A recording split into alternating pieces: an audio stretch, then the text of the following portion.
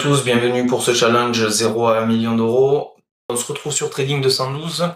Ce qu'on va voir aujourd'hui, c'est que j'ai fait une erreur.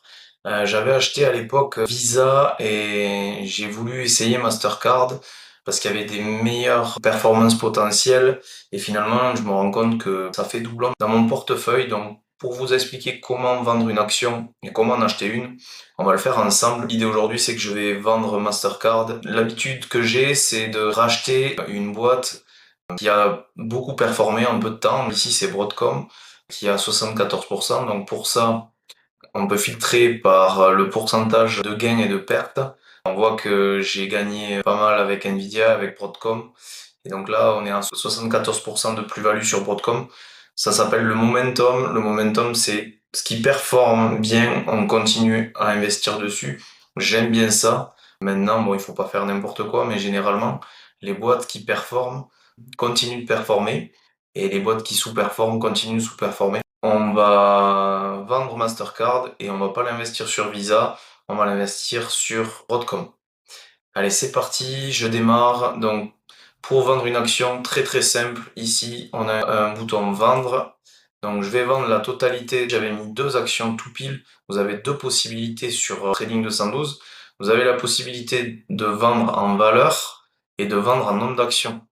J'ai voulu des actions entières, mais on peut faire du fractionné sur Trading 212. Là, on peut choisir. Je vais mettre la totalité de mes actions, deux actions. L'autre possibilité sur Trading 212, c'est de pouvoir trader 24 heures sur 24, 5 jours sur 7. Donc, la bourse américaine est fermée le samedi et le dimanche. L'idée ici, c'est qu'on peut vendre Mastercard avec une valeur calculée par Trading 212, quelle que soit l'heure à laquelle on fait la vente. Le souci de ça, c'est qu'ils prennent du spread, ils prennent des frais entre le moment où vous allez vendre et le moment où eux vont vendre. Ils réduisent un petit peu la valeur de l'action. Les pourcentages, je ne les connais pas. Maintenant, on n'est pas non plus sur des énormes sommes. Donc ici, vous allez voir plein de possibilités pour vendre. On peut vendre à un cours limite. Donc en gros, l'ordre que vous allez passer ne pourra se déclencher que si le prix que vous allez mettre ici sera inférieur à la valeur que vous allez mettre ici. C'est une manière de vendre. Moi, je ne m'embête pas. Je vends au marché. Comme ça, c'est très simple.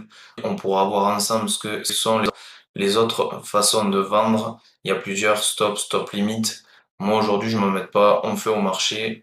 Je contrôle l'ordre. Et donc là, voilà, on va voir type d'ordre, vente au marché, nombre d'actions 2, valeur des actions 986,78, pas de commission, un taux de change euro-dollar, alors ça c'est important, vu que là on va vendre en euros, on va repartir en dollars, il y a un taux de change qui s'applique, et les frais de FX, c'est les frais de fonctionnement, les frais de change 0%, par contre, euh, le les frais FX sont de 1,48. Donc aujourd'hui, sur les 986,84 de valeur d'action vendue, je vais en récupérer 985,36.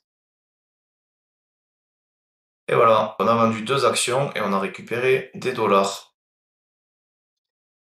Ici, on se retrouve avec des liquidités. Donc la liquidité, en fait, elle a directement transformé le dollar en euros. Donc ici, on va se retrouver avec 984,16 dollars. Maintenant, ce qu'on va faire, c'est qu'on va acheter Broadcom. Donc Broadcom, tout simplement, ici, on vient marquer acheter. On peut marquer un nombre d'actions. Donc là, je vais mettre valeur parce que je vais pouvoir fractionner mes actions. Ici, on va aller mettre la totalité de mes liquidités, à savoir 984,16 euros. Donc là, pareil, on contrôle l'ordre. Aujourd'hui, on va acheter une action ultra volatile, ultra liquide, c'est-à-dire qu'il y a énormément de gens qui la tradent. Maintenant, il peut y arriver qu'on ait des actions qui soient très peu tradées, et si on met au marché, on peut se retrouver à acheter une action beaucoup plus bas que le montant qu'on avait prévu au départ. Il suffit qu'il y ait un crack et qu'il y ait personne qui vende l'action, on est peu liquide, on peut acheter l'action 1, 2 jours après, quand il y a des vendeurs. Là aujourd'hui, il y a peu de risques avec Broadcom, mais il faut faire attention sur des actions peu liquides, on peut se retrouver embêté. Et c'est là que les autres systèmes d'ordre sont utiles. Donc moi, sur cette action-là, je me prends pas la tête, je les achète directement au marché et j'envoie l'ordre. Et voici, j'ai acheté 3 actions, 32 presque, de Broadcom. On se retrouve ici avec un portefeuille qui a un petit peu bougé puisqu'on a vendu des actions et racheté, donc on perd en valeur. Ce que j'ai fait, c'est que j'ai remis 1000 euros sur le portefeuille. J'attends que les liquidités apparaissent. Pour l'instant, j'ai rien du tout qui est arrivé. Ça met 1 ou 2 jours généralement par virement. Je vous rappelle de privilégier le virement parce qu'il y a peu de frais. Sinon, par carte, il y a des frais qui sont appliqués dès le départ pour mettre l'argent. D'ici la fin de semaine, je devrais pouvoir acheter une nouvelle action. Voilà, je vous souhaite de bons investissements, je vous dis à bientôt. Et puis n'hésitez pas à liker, ça me permet d'améliorer la chaîne et petit à petit, je vais vous donner de plus en plus de contenu, de sujets intéressants. Allez, à bientôt.